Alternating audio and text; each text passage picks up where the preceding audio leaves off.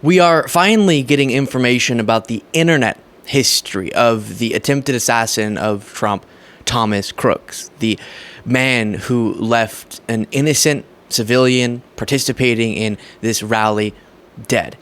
And one of the things whenever these sorts of tragedies take place that people are very interested in finding out is, did the shooter leave some trace? Did they indicate beforehand that they were going to do something like this? Was there a manifesto? Was there foreshadowing or some insight into their motivation? And I want to walk through some shocking revelations on that front. The post that was sent out on a gaming site, Steam, from Thomas Crooks shortly before this. But I also want to let you know that this further emphasizes a point I've been making since this event happened, which is, please, especially because MAGA's doing it the most, please don't jump to conclusions and make these bold proclamations until we actually understand what happened here and what the motivations were. Now, there are some bold proclamations people are making that you should never make, regardless of what we find out the motivation to be. One of the most popular things we're hearing right now from MAGA folks is, see, we were right. They're pretending like this is all the same shadowy they tried to kick Trump off the ballot. They stole the election from Trump. They tried to lock Trump up. They sued Trump for rape damages. And now they tried to kill Trump. What?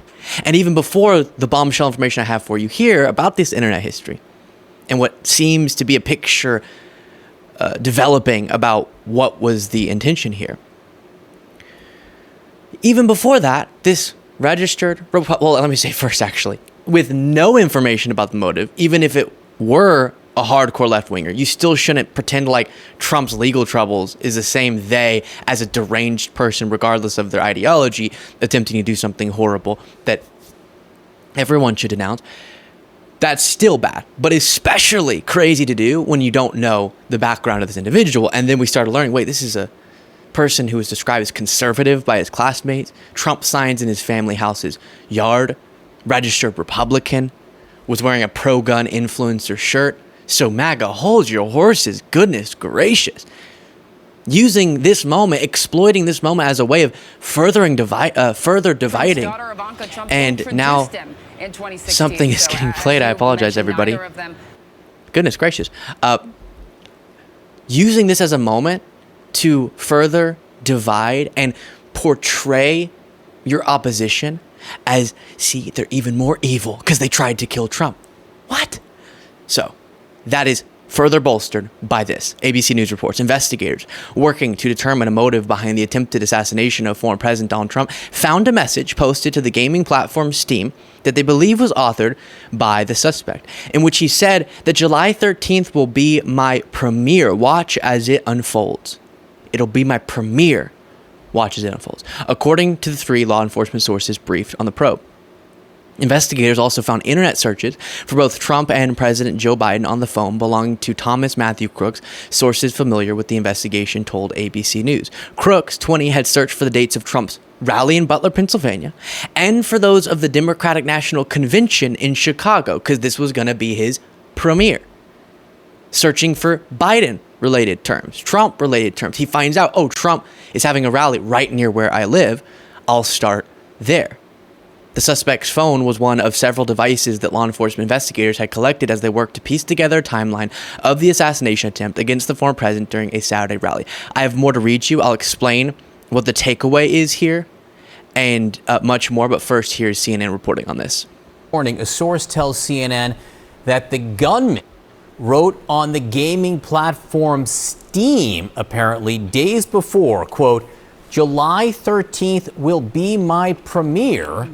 Watch as it unfolds. CNN senior national security analyst, former assistant secretary for the Department of Homeland Security, Julia Kayyem, is with us now. So what do you think about that? There was some kind of somewhat cryptic posting from the shooter. Yeah, so he knew. What's interesting about all the information we're getting out is that he knew that there was some performative violent action that he wanted to do, right? So there is, because he's looking at the DNC dates, he's looking at the Trump dates, he's sort of searching all around. He then focuses on a relatively close event for him geographically, which is Trump. So we know that for reasons that might be, psychological, historical for him, cultural, he's isolated, he's looking for a moment to get his headline. What's interesting is he doesn't care what the headline is. I mean, in other words, his search history now is showing someone who's sort of scrambling for an ideology. And that's what's so, I think, new for this kind of political assassination attempt is we generally have a motive relatively quickly. They either don't like the candidate, right? So, or they're trying to do something to impress someone, as say the Ronald Reagan assassination attempt.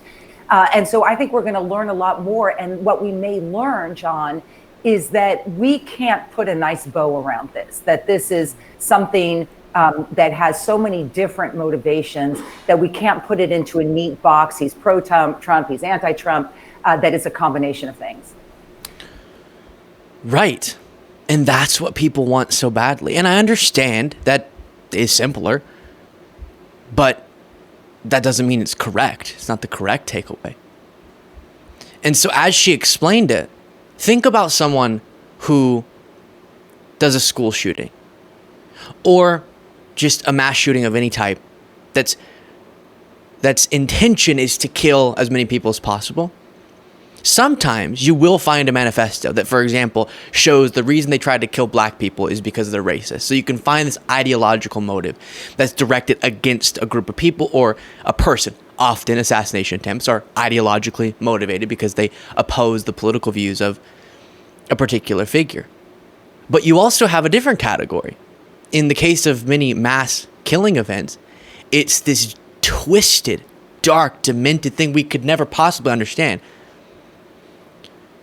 A way of pursuing fame, notoriety, having some sort of legacy.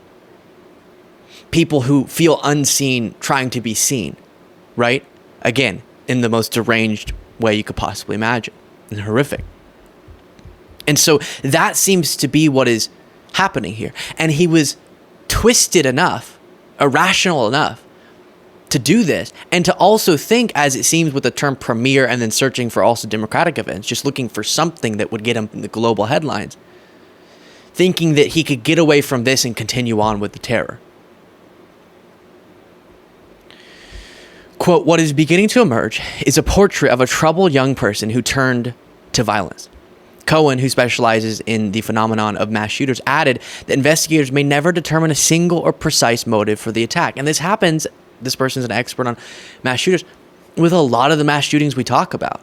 It's not because they're opposed to, as sometimes the case, LGBTQ people with those sorts of mass death events, or Black Americans, or Jewish Americans. Sometimes it is just what I explained to you, which I think, while it all is impossible to fathom, can confuse people even more because there's not really a clear, concise motive. Sources familiar with the investigation have told ABC News that a search of the suspect's phone history has revealed no indication of Crook's political views or his motive for the shooting. Investigators have also found no digital footprint from the suspect suggesting any affiliations with international or domestic terrorist groups. They have also been unable to identify any ideological nexus to Trump and or Biden, according to sources. So then I turn my message back to MAGA folks. If you haven't been following this, I've covered in other segments.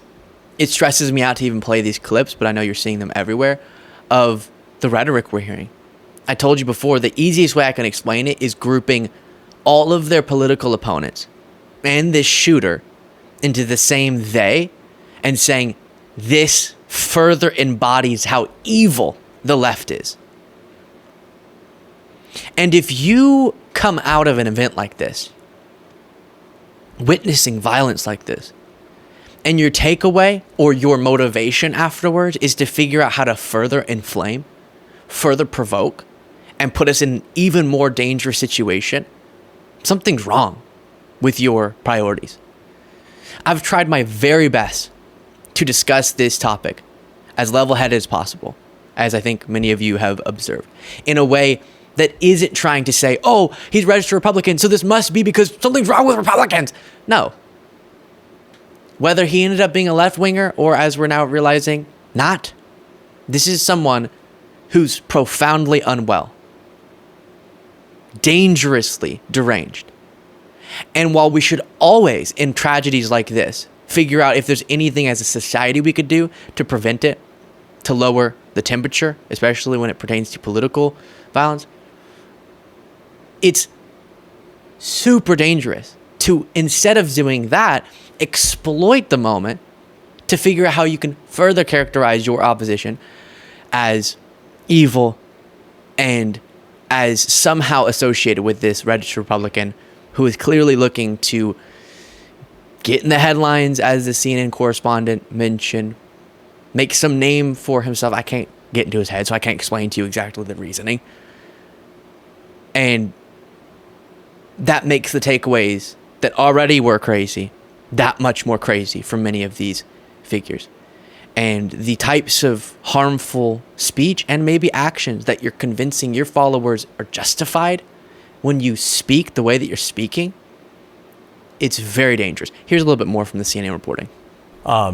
We could learn more, or maybe not at this point, but these are interesting developments. Juliet, I think I first met you after the Boston Marathon bombing, so it's been 11 years. And in all that time, one of the things that struck me is how much you care about the systems in place, the organizations that take care of Homeland Security and the like. So I guess my question to you is, can the current system work going forward in your mind with the Secret Service director in place, given everything that's happened? No, I mean, she needs to resign. I'm there now. I normally give institutions the benefit of the doubt because I know that in the heat of the moment, it's very easy to judge from afar. Look, one of the reasons why she can't stay is because the conspiracy theories are now so rampant because of her and the Secret Service's sort of fumbling response. They're blaming all sorts of people. What people need to pick up on in the Trump video that you just had, he said 4 times, how did this happen? And I've been watching and listening to Trump long enough to know exactly what he's doing. He is now feeding this conspiracy. Yeah, and that is really frightening as well. Let's not do the conspiracy theorizing. Let's not, I'll keep saying, jump to conclusions. In a moment where something, in every sense of the word, irrational happens, so irrational that it leads to death and devastation, the best thing you can do is to be as rational as possible, which sometimes means waiting to espouse big, bold rhetoric, waiting to say, this is why it happened, or this conspiracy theory must be true. And I agree, especially seeing the response that has been all over the place from Secret Service, the PR, and the on-the-ground response. But the way that blame has been cast, and now local law enforcement and Secret Service are disagreeing about what happened, it does seem like resignations may need to happen just to show how serious it's being taken. But please, please hold yourself from jumping into adding more irrationality to an already irrational tragedy. Let me know what you thought of all of that in the comments. If you want to get extra content and support the work this show does, you can do so by clicking the join button below.